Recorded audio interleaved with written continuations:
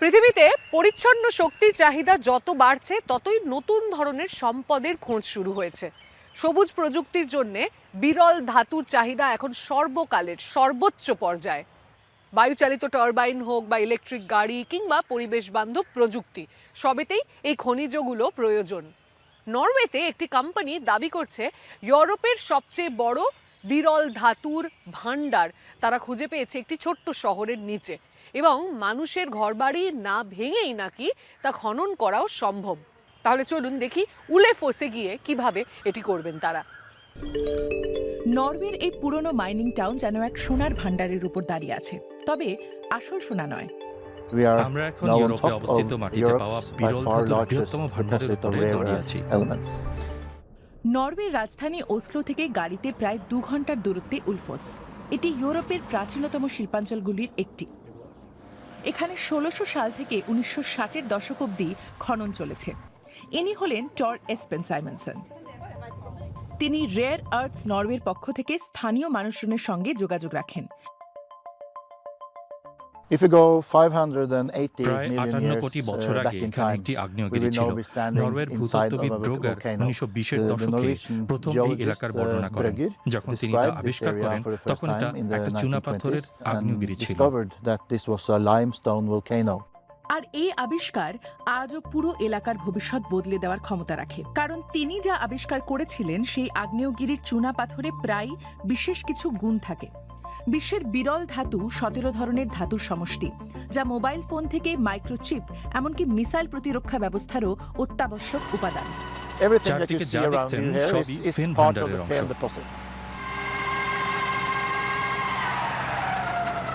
We are extracting 10,000 meters of core আমরা 10,000 samples metre to গভীর থেকে better our নমুনা তুলছি, understanding of যাতে the সঞ্চয়ের deposit and প্রকৃতি বোঝা যায় strengthen এবং the সম্পদের quality মান of our নির্ভুলভাবে হিসেব করা যায়। resource estimate, telling us মাটির much নিচে more ঠিক কি about সম্পদ রয়েছে এতে তা ভালোভাবে বোঝা যাবে। composition of the resources in the ground. পুরনো আগ্নেয়গিরির গভীর থেকে আনা এই নমুনাগুলি নিয়ে কাজ করছে সংস্থাটি।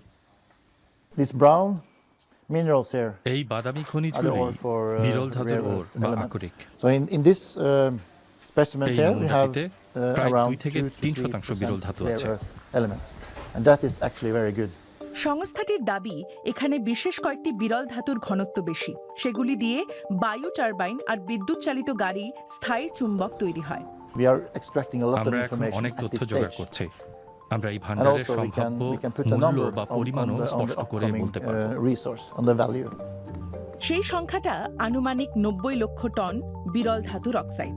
এটি চীন বা আমেরিকার বৃহত্তম ভান্ডারের থেকে ছোট হলেও ইউরোপের অন্য সমস্ত পরিচিত ভান্ডারের তুলনায় অনেক বেশি। আর শুধু পরিমাণ নয়, এই ভান্ডারের আরও কিছু সুবিধা আছে যা বিশ্বের দরবারে আলাদা জায়গা করে নিয়েছে। ফেনের কাছেই জলবিদ্যুৎ কেন্দ্র আছে, সেখান থেকে সহজে দূষণহীন বিদ্যুৎ পাওয়া যায়। মাত্র 30 কিলোমিটার দূরেই আছে হেরোয়া, সেখানে গভীর জলের বন্দর আছে যা একে বিশ্বের বাজারের সাথে যুক্ত করেছে, এবং এখানেই রয়েছে ইউরোপের প্রথম বিরল ধাতুর পৃথকীকরণ কেন্দ্র রিটেক। ফেন ভান্ডারটি ভূপৃষ্ঠের খুব কাছেই, এটি মাত্র 100 মিটার নিচ থেকে শুরু। কিন্তু বেশিরভাগ খনি ভান্ডারের এমনই অবস্থা, তাই উৎপাদন বেশি হলেও উপরে থাকা সবকিছু নষ্ট হয়ে যায়। তাই উলেফোসকে বাঁচাতে হলে খনিকে পুরোপুরি মাটির তলাতেই রাখতে হবে। সংস্থার পরিকল্পনা অনুযায়ী ভান্ডার থেকে যথাসম্ভব খনিজ তোলা যাবে, আবার মাত্র কয়েকশো মিটার উপরে থাকা মানুষজনও প্রভাবিত হবেন না। এটি পৃথিবীর প্রথম অদৃশ্য খনি তৈরির পরিকল্পনা। প্রায় 4 কিলোমিটার দূর থেকে তারা একটি সরু সুড়ঙ্গ কেটে আড়াআড়িভাবে ভান্ডারের কেন্দ্রে ঢুকবেন। তারপর অটোমেটেড ড্রিল দিয়ে ভান্ডার থেকে 300 মিটার লম্বা ও 50 মিটার চওড়া অংশ কেটে তোলা হবে। সেগুলি ঠিক নিচের ক্রাশারে ফেলা হবে। গুঁড়ো হওয়ার পর তাদের কনভয়ের বেল্ট করে আলাদা করার জন্য প্রক্রিয়াকরণ কেন্দ্রে পাঠানো হবে। কিন্তু এতে শহরের নিচে বিশাল ফাঁক তৈরি হবে, আর তাতে বড় সমস্যা হতে পারে।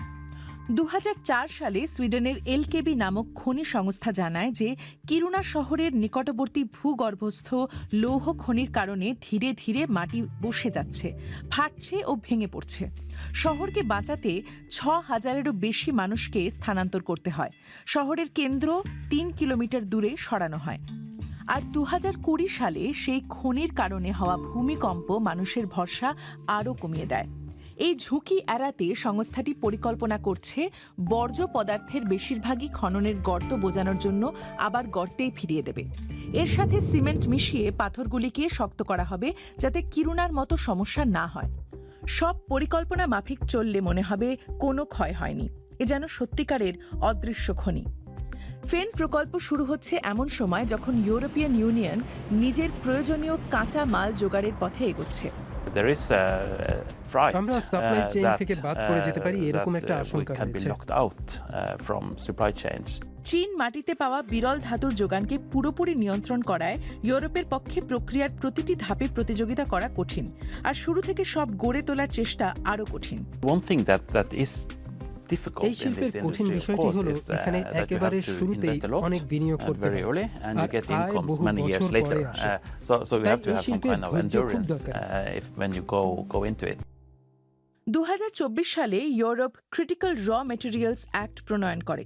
সেখানে 2030 সালের মধ্যে ইউরোপিয়ান ইউনিয়ন নিজেরা কতটা কাঁচা মাল তুলবে তার লক্ষ্যমাত্রা স্থির করা হয়েছে, যদিও এর কোনো বাধ্যবাধকতা নেই।